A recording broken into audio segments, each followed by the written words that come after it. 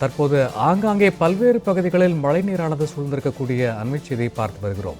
சென்னையினுடைய கோயம்பேடு காய்கறி சந்தையில் குளம் போல் தேங்கிய மழைநீரால் வியாபாரிகள் மற்றும் பொதுமக்கள் கடும் அவதியடைந்து வரக்கூடிய காட்சிகளை நாம் நேரலையில் பார்த்து கொண்டிருக்கிறோம். சைதாப்பேட்டையில் இருக்கக்கூடிய மருத்துவமனை மழை வெள்ளம் சூழ்ந்தது போலவே தற்போது சென்னை கோயம்பேடு காய்கறி சந்தையிலும் மழைநீரானது சூழ்ந்திருக்கிறது.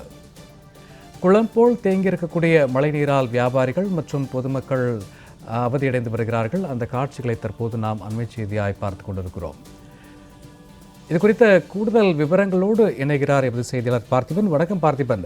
தொடர்ந்து சென்னையில் பெய்து வரக்கூடிய பலத்த மழையினால தற்போது கோயம்பேடு காய்கறி சந்தை மழைநீரில் மூழ்கி இருக்கிறது. இது குறித்தான கூடுதல் விவரங்கள் பார்த்திபன்.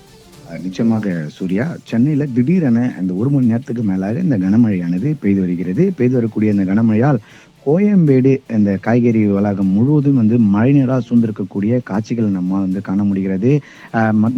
அதாவது அங்க இருக்கக்கூடிய வியாபாரிகள்லாம் கடும் சிரமம் அடைந்திருக்கிறாங்க. கனி அங்காடி வளாகமும் முழுவதுமாகவே மழைநீர் சூழ்ந்திருப்பதை திரையில காண முடிகிறது.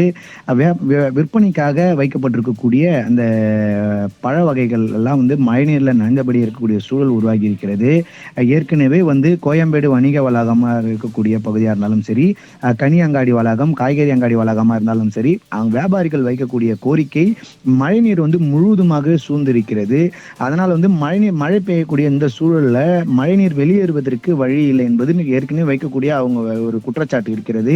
ஆனால் இதுவரைக்கும் சரி, கடும் வெயில் தாக்கம் இருந்த போதே இது போன்ற ஒரு சூழலே எதிர்பார்க்காத ஒரு நிலை வியாபாரிகளுக்கு ஏற்பட்டிருக்கிறது. ஆனால் கடும் வெயில் இருக்கக்கூடிய சூழலே அந்த சிஎம்டி நிர்வாகம் அதுல தலையிட்டு அந்த பகுதிகளில் எங்கெங்கே டிரைனேஜ் அமைக்கப்பட்டு அந்த மழைநீரை வெளியே எடுத்து சொல்வதற்கு உரிய நடவடிக்கை எடுத்திருக்க வேண்டும்.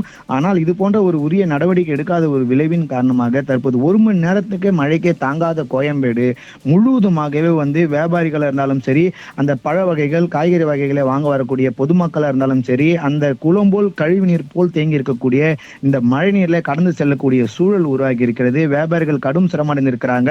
விற்பனைக்காக அங்கங்கே கடைக்கு வெளியே வைக்கக்கூடிய பழ வகைகள்லாம் உள்ளே எடுத்து வைக்கக்கூடிய சூழல் தற்போது உருவாகி இருக்கிறது. கடும் மழை பெய்யக்கூடிய இந்த சூழல்ல இது போன்ற ஒரு அவலநிலை தான் இருக்கிறது. பழம் வாங்க வேண்டும் என்றால் இன்னும் ஒரு மணி நேரத்துக்கு மழை பெய்தால் அதுல படகு எடுத்து சிறிய படகு மூலமா தான் உள்ளே வர வேண்டும் என்று வியாபாரிகள் விமர்சனம் வைக்கிறார்கள். இது போன்ற ஒரு நிலை வியாபாரிகளுக்கு ஏற்பட்டிருக்கூடிய இந்த நிலையில பொதுமக்கள் கடும் சிரமம் அடைந்திருக்கிறாங்க. கோயம்பேடு பகுதியில் முழுவதுமாகவே குளம்போல் இந்த மழைநீர் தேங்கி இருக்கிறது.